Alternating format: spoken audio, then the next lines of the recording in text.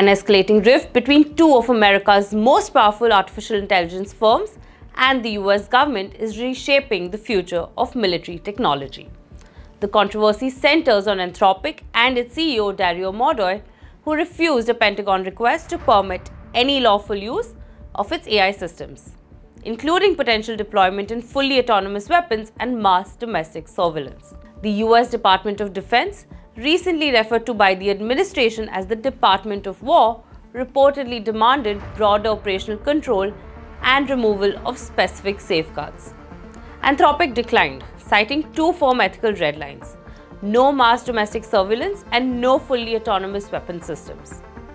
In response, US President Donald Trump publicly directed federal agencies to phase out Anthropic's technology within the next 6 months, warning of civil and criminal consequences if the company did not cooperate. The administration also moved to label Anthropic a potential supply chain risk, jeopardizing a reported $200 million contract.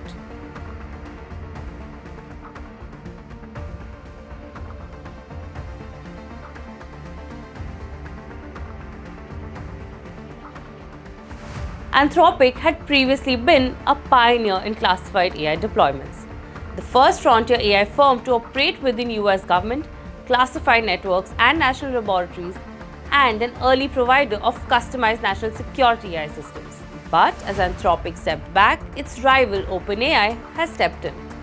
CEO Sam Altman secured a new Pentagon deal, arguing that OpenAI's technical safety stack and cloud-based architecture could meet national security requirements while maintaining the defined ethical guardrails.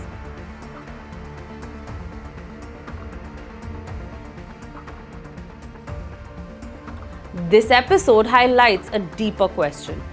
In the race to militarize artificial intelligence, is technical capability good enough, or is political alignment now just as important? For more news on artificial intelligence, keep watching Stat News Global Tech.